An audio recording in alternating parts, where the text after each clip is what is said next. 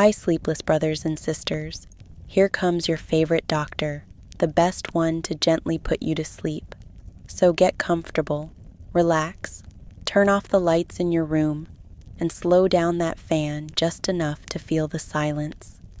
Let the world fade away as you enjoy the soft whispers of history.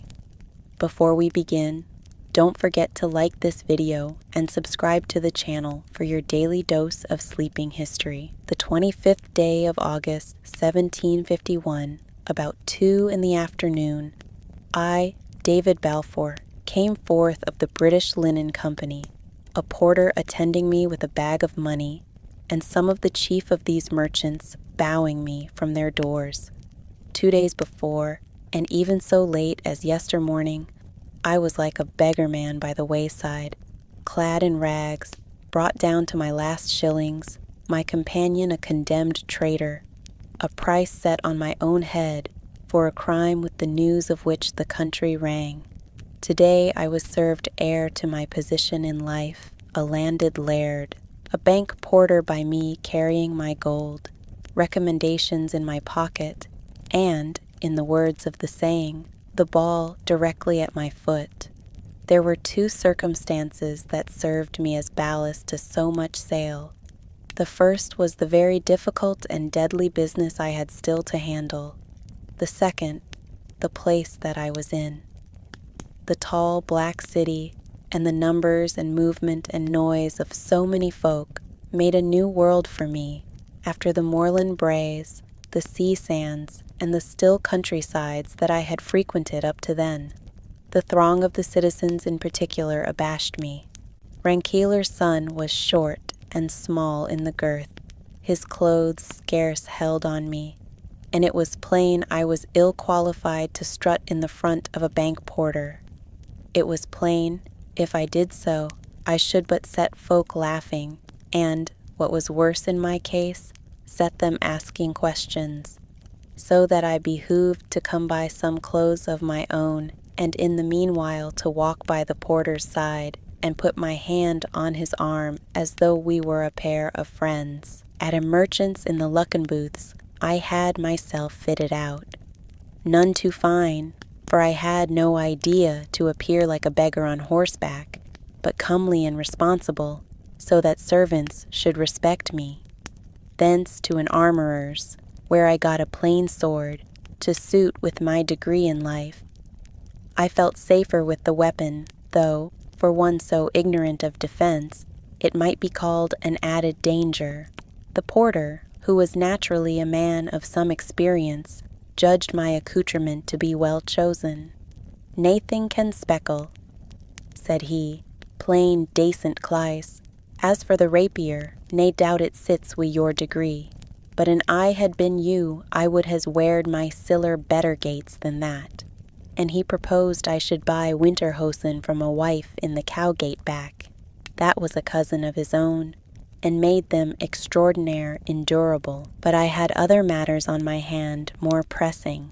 Here I was in this old black city, which was for all the world like a rabbit warren, not only by the number of its indwellers, but the complication of its passages and holes. It was, indeed, a place where no stranger had a chance to find a friend. Let be another stranger. Suppose him even to hit on the right close, people dwelt so thronged in these tall houses, he might very well seek a day before he chanced on the right door. The ordinary course was to hire a lad they called a caddy, who was like a guide or pilot, led you where you had occasion, and, your errands being done, brought you again where you were lodging. But these caddies, being always employed in the same sort of services, and having it for obligation to be well informed of every house and person in the city, had grown to form a brotherhood of spies.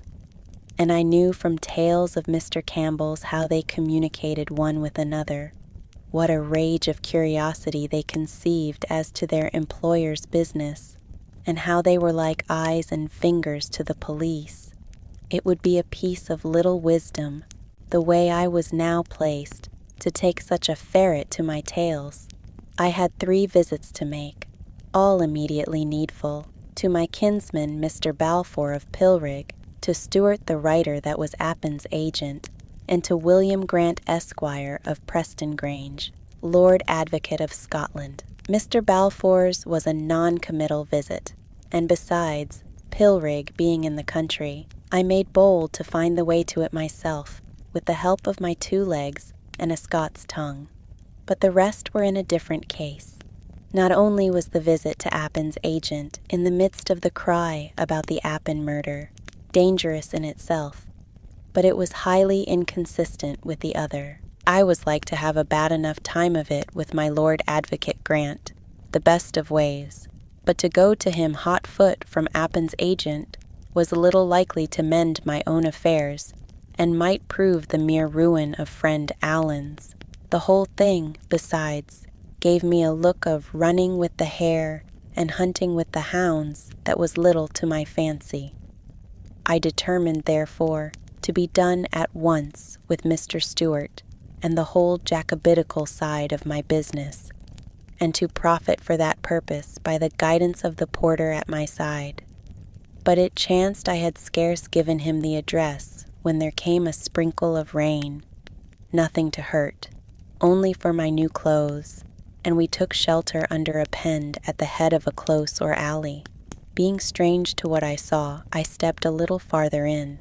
The narrow paved way descended swiftly. Prodigious tall houses sprang upon each side and bulged out, one story beyond another, as they rose.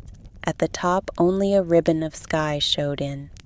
By what I could spy in the windows, and by the respectable persons that passed out and in, I saw the houses to be very well occupied, and the whole appearance of the place interested me like a tale. I was still gazing when there came a sudden brisk tramp of feet in time and clash of steel behind me. Turning quickly, I was aware of a party of armed soldiers, and, in their midst, a tall man in a great coat. He walked with a stoop that was like a piece of courtesy, genteel and insinuating. He waved his hands plausibly as he went, and his face was sly and handsome.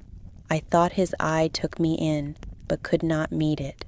This procession went by to a door in the close, which a serving man in a fine livery set open, and 2 of the soldier lads carried the prisoner within, the rest lingering with their firelocks by the door. There can nothing pass in the streets of a city without some following of idle folk and children. It was so now, but the more part melted away incontinent until but 3 were left. One was a girl. She was dressed like a lady and had a screen of the Drummond colors on her head. But her comrades, or, I should say, followers, were ragged gillies, such as I had seen the matches of by the dozen in my Highland journey. They all spoke together earnestly in Gaelic, the sound of which was pleasant in my ears for the sake of Allen, and though the rain was by again, and my porter plucked at me to be going, I even drew nearer where they were to listen.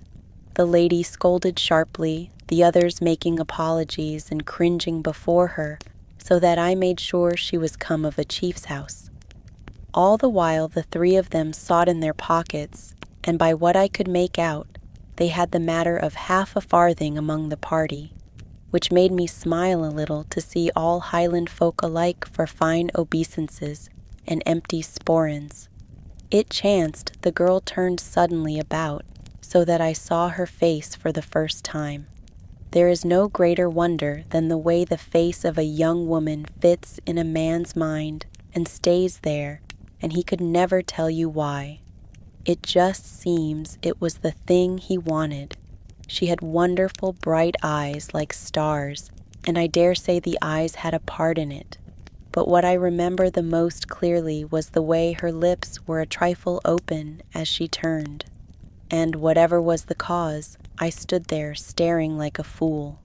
On her side, as she had not known there was anyone so near, she looked at me a little longer, and perhaps with more surprise, than was entirely civil. It went through my country head she might be wondering at my new clothes.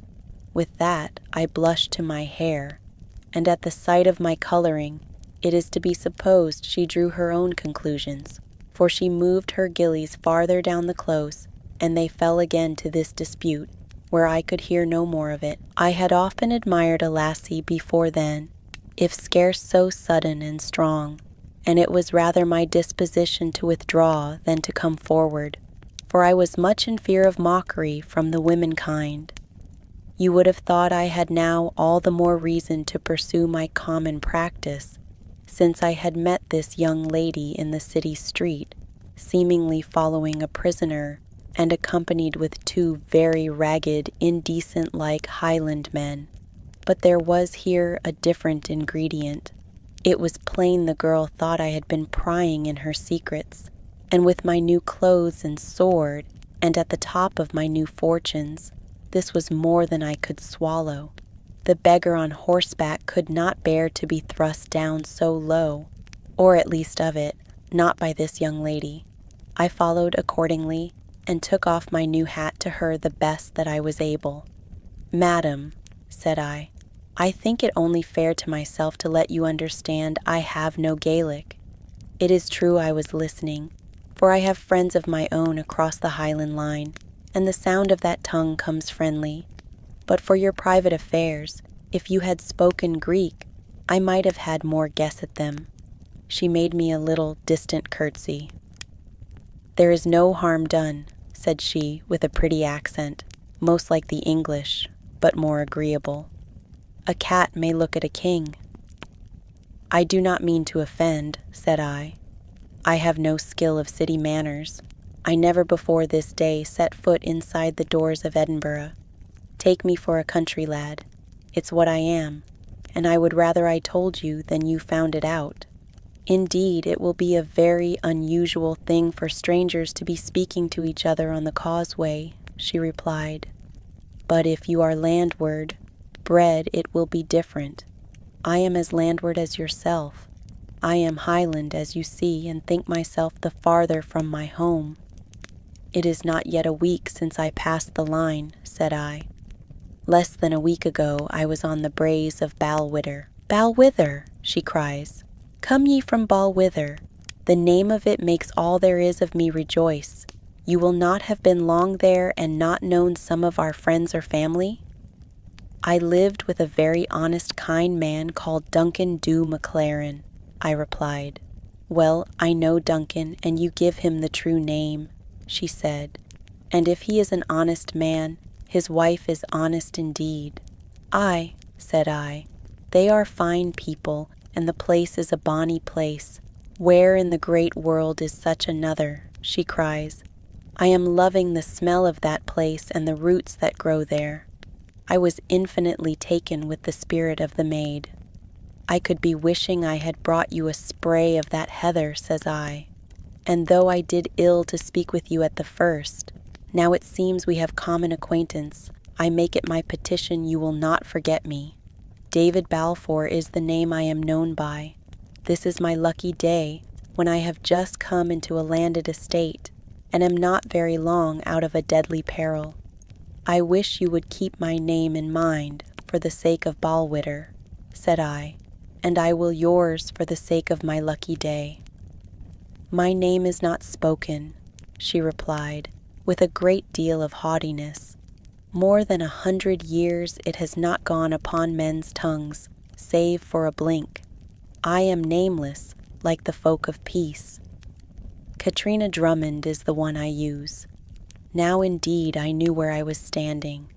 In all broad Scotland there was but the one name prescribed, and that was the name of the MacGregors.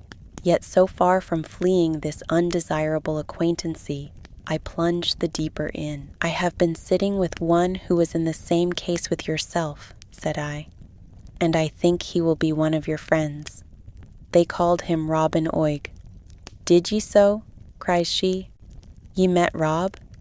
"I passed the night with him," said I. "He is a fowl of the night," said she. "There was a set of pipes there," I went on, "so you may judge if the time passed." "You should be no enemy, at all events," said she. "That was his brother there a moment since, with the red soldiers round him. It is him that I call father. "Is it so?" cried I. "Are you a daughter of James Moore's?" "All the daughter that he has," says she, "the daughter of a prisoner, that I should forget it so, even for 1 hour, to talk with strangers."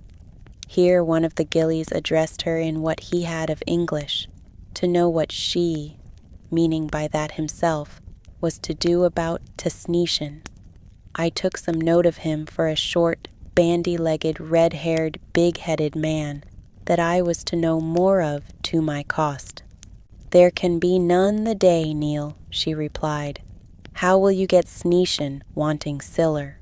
It will teach you another time to be more careful, and I think James Moore will not be very well pleased with Neil of the Tom." "Miss Drummond," I said, "I told you I was in my lucky day. Here I am, and a bank porter at my tail. And remember, I have had the hospitality of your own country of Balwitter." "It was not one of my people gave it," said she. "Ah, well," said I, "but I am owing your uncle at least for some springs upon the pipes, besides which I have offered myself to be your friend, and you have been so forgetful that you did not refuse me in the proper time. If it had been a great sum, it might have done you honor," said she, "but I will tell you what this is. James Moore lies shackled in prison, but this time past, they will be bringing him down here daily to the advocates." "The advocates," I cried. "Is that—" "It is the house of the Lord Advocate Grant of Preston Grange," said she. "There they bring my father one time and another, for what purpose I have no thought in my mind, but it seems there is some hope dawned for him. All this same time they will not let me be seeing him, nor yet him write. And we wait upon the King Street to catch him, and now we give him his snuff as he goes by, and now something else. And here is this son of trouble, Neil, son of Duncan, has lost my 4-penny piece that was to buy that snuff, and James Moore must go wanting, and will think his daughter has forgotten him." I took 6pence from my pocket, gave it to Neil, and bade him go about his errand. Then to her, "That 6pence came with me by Balwitter," said I. "Ah," she said, "you are a friend to the Gregera." "I would not like to deceive you either," said I. "I know very little of the Gregera, and less of James Moore and his doings, but since the while I have been standing in this close, I seem to know something of yourself, and if you will just say, 'A friend to Miss Katrina,' I will see you are the less cheated."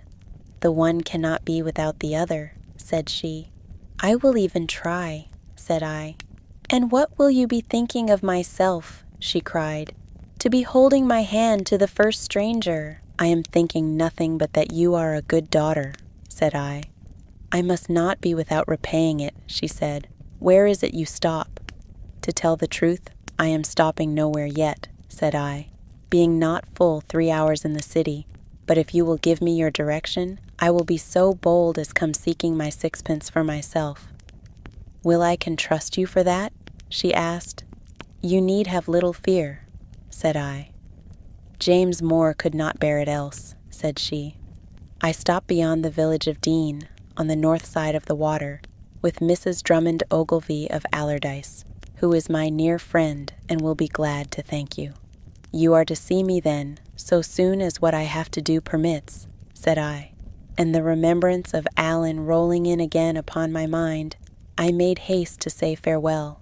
I could not but think, even as I did so, that we had made extraordinary free upon short acquaintance, and that a really wise young lady would have shown herself more backward. I think it was the bank porter that put me from this ungallant train of thought. "I thought ye had been a lad of some kind of sense," he began, shooting out his lips. "You're no likely to gang far this gate. A fuel and his sillers shoon parted. But you're a green callant," he cried, "and a vicious tay, cleekin' up wi' bawbeejos. If you dare to speak of the young lady," I began. "Letty," he cried, "haud us and safe us, whatten Letty, Cathana Letty, the town's foe o' them, Letties. Man, it's weel seen you're no very aquan in Embro." A clap of anger took me. "Here," said I, "lead me where I told you, and keep your foul mouth shut." He did not wholly obey me, for though he no more addressed me directly, he very impudent sang at me as he went in a manner of innuendo, and with an exceedingly ill voice and ear. As Mally Lee cam down the street, her capuchin did flee, she kist a look a hint her to see her negligee, and we're a gone east and west, we're a gan a G, we're a gone east and west courtin' Mally Lee.